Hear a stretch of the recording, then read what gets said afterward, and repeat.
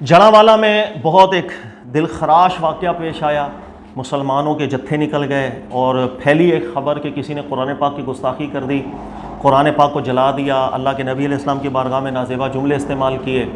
اس چیز کا سہارا لیا, مسجدوں کے اندر اعلانات ہونے لگ گئے, نکلو باہر, نکل گئے لوگ, جذباتی ہو گئے. اس جذبات کے اندر آگے گھروں کو آگ لگا دی, نقصان پہنچایا, جانی بھی نقصان پہنچایا, مالی بھی نقصان پہنچایا. دیکھیں اس واقعے کو جتنا ہم کنڈیم کریں گے اوبیسلی وہ کم ہے, لیکن ہم صرف زبان استعمال کر سکتے ہیں, عملی لحاظ سے ہمارے پاس پر کرنے کو کچھ بھی نہیں. آپ کو یاد ہوگا 1-2 دن پہلے ہی میں نے ہمارا ایک کلپ آیا ہوگا توہین صحابہ بل کے حوالے سے, اس میں بھی میں نے ایک بات ذکر کی تھی, وہ یہ جب تک کوئی قوم کسی نظم کے اندر نہیں آتی ہے کوئی نتیجہ آپ کے سامنے نہیں آئے گا. تقریریں فائدہ نہیں دیتی ہیں. ہماری زبان وہ زبان نہیں ہے جو اللہ کے نبیوں کی مبارک زبان ہوا کرتی تھی. اس چیز کو بھی سمجھیں.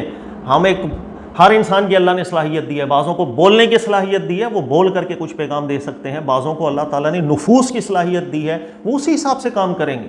قوم کو ایک نظم میں لانا ہوگا. اب یہاں پر 2 رائے سامنے آ رہی ہے, دیکھیے گا. ایک رائے آ رہی ہے کہ ایسے لوگوں کو پکڑ کے سخت سے سخت سزا دی جائے تاکہ آئندہ کے لیے لوگ ایسا نہ کریں. میں آپ سے ذکر کر رہا ہوں, میں غلط بھی ہو سکتا ہوں, آپ ان کو سزا دے کے دیکھ لیں, کل کو پھر ایسا واقعہ دوبارہ ہوگا.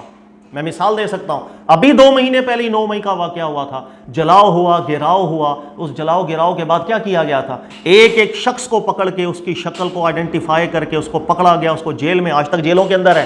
پی ٹی آئی تنظیم کے اوپر پابندیاں لگا دی گئیں, لوگ توڑ دیے گئے, پوری تنظیم توڑ دی گئی. اتنا سخت آپ نے ایکشن لیا ابھی 2 مہینے پہلے ہی جلاؤ گراؤ کے اوپر, لیکن اس کا نتیجہ کیا ہوا, 2 مہینے بعد ہی یہ معاملہ ہوا, پھر جلاؤ گراؤ ہو گیا, پھر لوگوں کے جذبات کے ساتھ آسانی کے ساتھ کھیل دیا گیا.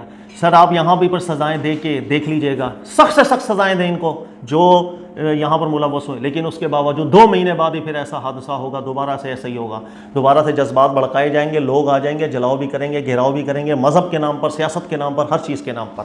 اس کا یہ حل نہیں ہے.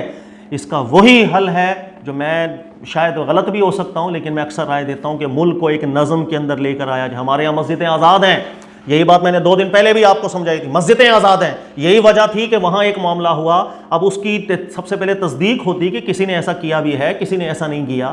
اللہ قرآن میں فرماتے ہیں ان جاءکم فاسق بنبأ فتبینوا. ہمارے پاس جب کوئی باتیں کچی آتی ہیں ہمیں اس کی تصدیق تو کرنی چاہیے. ابھی کچھ تصدیق نہیں ہوئی ہے, کچھ پکچرز ملی ہیں, اس کے اوپر مسجدوں کے اندر بھی اعلانات ہونے لگ گئے, اس لیے کہ مسجدیں آزاد, پابندی نہیں, کوئی نظم کے اندر ہمارے یہاں سسٹم نہیں ہے. اسی چیز کو میں اکثر ذکر کرتا ہوں کہ ہر مسلک کے علماء جو بڑے ہیں, سٹیک ہولڈرز ہیں, ان کو اختیارات دیے جائیں, ان کے مسلک کے اندر جتنی مساجد ہیں اس کا ذمہ دار ان کو قرار دیا جائے, وہ نظم بنائیں. ہر مسجد کے اندر کون امام ہے, کون امام نہیں ہے, کون کیا کر رہا ہے, کیسے اعلانات ہو رہے ہیں, کیسے درس و تبلیغ ہو رہی ہے. جس وقت تک یہ پورا ایک سسٹم نہیں بنے گا, ایک نظم کے اندر نہیں آئے گا, ہر مسجد آزاد ہے, ہر ممبر آزاد ہے. جان, مال, عزت اور دین, یہ 4 چیزیں ہوتی ہیں جس پر بآسانی کسی کے جذبات کو ابھارا جا سکتا ہے اور ہر طرح کا کام کروایا جا سکتا ہے. جان, مال, عزت, دین ہمیشہ ذہن میں رکھیں. یہی 4 چیزیں جس سے پوری دنیا میں فتنے ہوتے ہیں. آج ایک شخص ہے, آپ ہیں یا میں ہوں, اچانک گلی کے اندر کھڑے ہو کے کوئی ہمیں آ کے بول دے کہ یار تمہاری گھر کی کوئی خواتین ہے, اس کے ساتھ نازیبا سلوک فلاں نے کیا ہے. اب ہمیں تصدیق ہو یا نہ ہو, جیسے ہی ہم یہ سنیں گے نا میرے گھر کی عورتوں کے ساتھ ایسا کیا, دماغ اسی وقت پریشر ہائی ہو جائے, دماغ کھولنا شروع ہو جائے, فوراً غصے کے اندر آ جائیں گے, اور ہم جائیں گے جا کے دیکھیں گے اگر واقعی کسی نے میری ماں بہن کے ساتھ غلط سلوک کیا تو اب نہیں برداشت ہوگا, کھیل جاؤں گا, لڑائی کر لوں گا, لڑ لوں گا, بڑھ لوں گا. اس لیے کہ جان, مال, عزت اور دین, یہ 4 چیزیں ہوتی ہی ایسی ہیں کہ جس کے اندر آرام سے جذبات کو بھڑکایا جا سکتا ہے. تو یہاں پر یہ مت سمجھے گا کہ آپ کے یار وہ چونکہ دینی لوگ تھے انہوں نے زیادتی کی ہے. یہ دینی مسئلہ ہوتا, جانی مسئلہ ہوتا, عزت کا مسئلہ ہوتا, ایسا ہی ہوتا. لہذا قوم کی تربیت ہمیشہ کی جاتی ہے جان, مال, عزت, آبرو کے فتنے کے اوپر. اسی میں تربیت کی جاتی ہے کہ کس طرح اگر کوئی بات دینی حوالے سے ہم کو ملے, ہم نے اس پہ کیسے تصدیق کرنی ہے, اس کے طریقہ کار اس کا کیا ہوگا, اس کے بعد ہمارا دین کیا اجازت دیتا ہے, ہم یہ کر سکتے ہیں, یہ نہیں کر سکتے ہیں. مسجدوں کو پابند کرنا پڑے گا, کہ نظم میں لانا پڑے گا. مسجد میں کیا اعلانات ہو رہے ہیں, کیا اعلانات نہیں ہو رہے ہیں, کسی کو نہیں پتا. کوئی بھی شخص مسجد میں کھڑا ہو کے جب اعلان کرنا, اور مسجد کے مائک سے جب اعلان ہو رہا ہوگا کہ تم مسلمان ہو, تمہاری غیرت مر گئی ہے, اسلام پر حملہ ہو گیا, تو لوگ کیا کریں گے, جذبات میں آئیں گے. مسجدوں کو پابند کرنا پڑے گا. پابند سے مراد نہیں تالے لگا دیں, ایک نظم میں لانا ہوگا, ورنہ مسائل حل نہیں ہوں گے. اور مسجدوں کو نظم میں لانے کے لیے اگر ان کے اوپر غیر علماء کو آپ بٹھا دیں گے, مسئلہ حل نہیں ہوگا اور بگڑے گا.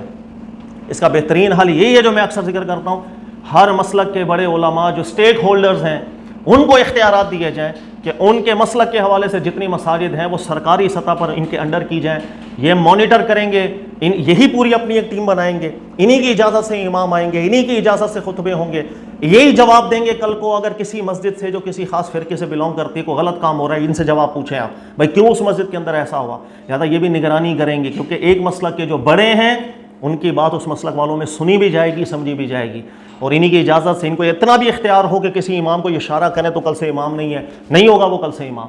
جب تک ان کو اختیارات نہیں دیے جائیں گے، معاملات کو ایک نظم میں نہیں لایا جائے گا، نہ معاملات حل نہیں ہوں گے۔ ہر بندہ آزاد ہے، کسی مسجد میں کھڑے ہو کے اعلان ہو جائے، کل کو کوئی مجھے آگے پوچھے کہ سر وہ آپ کا چاہنے والا تھا اس نے اعلان، میں چاہنے والے سے میں کیا کروں، میرا کوئی اختیار تھوڑی ہے کہ میں اس کو روک لوں۔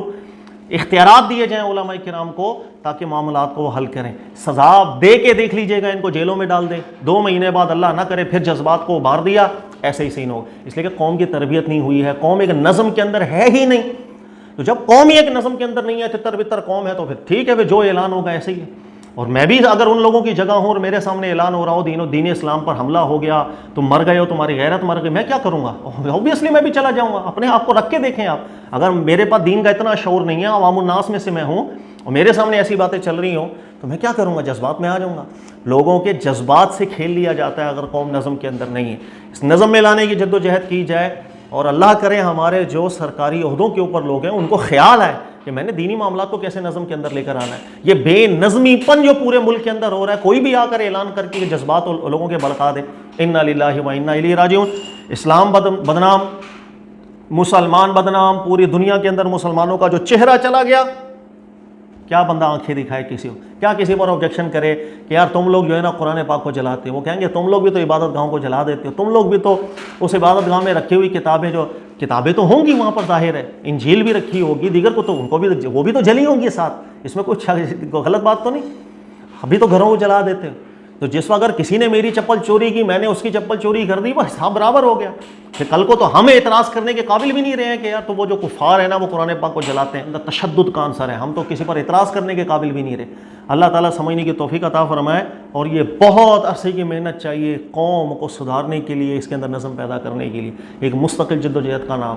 تقریروں سے قوم میں نظم پیدا نہیں ہوتا، اب لاکھ تقریریں کر لیں، میں لاکھ تقریریں کر دوں، کوئی فرق نہیں پڑے گا۔ قوم میں نظم میں لانے کے لیے پورا ایک میکنزم بنانا پڑے گا، اس میکنزم کے اندر چلنا پڑے گا، علماء کی رہنمائیاں لینی پڑیں گی، انہی سے مشورے بھی کرنے پڑیں گے کہ ایک مسلک کے تمام مساجد ہیں وہ کس انداز کے اندر آپ کے کنٹرول میں آ سکتی ہیں، وہ اختیارات ہم آپ کو دیتے ہیں، دوسرے مسلک والے سے پوچھیں، تیسرے والے سے پوچھیں، پھر ان کو جو یہ اختیارات مانگیں ان کو دیں اختیارات، پھر دیکھیں آہستہ آہستہ تبدیلی آئے گی۔ ابھی کوئی کسی کے انڈر نہیں ہے، کوئی مسجد، کوئی ایک فرقہ بھی اپنے فرقے کے انڈر نہیں ہے، یہ بات ذہن میں رکھیے گا۔ ایک مسجد کے اندر، ایک علاقے کے اندر 4 مسجدیں ہوں اور چاروں مثلا ایک فرقے والے کی ہیں، میرے انڈر کچھ بھی نہیں ہے، میں لاکھ بولتا رہوں، وہ بولے گا تو کون ہے مولانا، جا کے ریکارڈنگ کر اور اپنا یوٹیوب پہ ڈال۔ کوئی کسی کی نہیں سنتا، کوئی نظم نہیں، کوئی کسی کے انڈر نہیں۔ اللہ تعالیٰ سمجھنے کی توفیق دے، جزاک اللہ خیر۔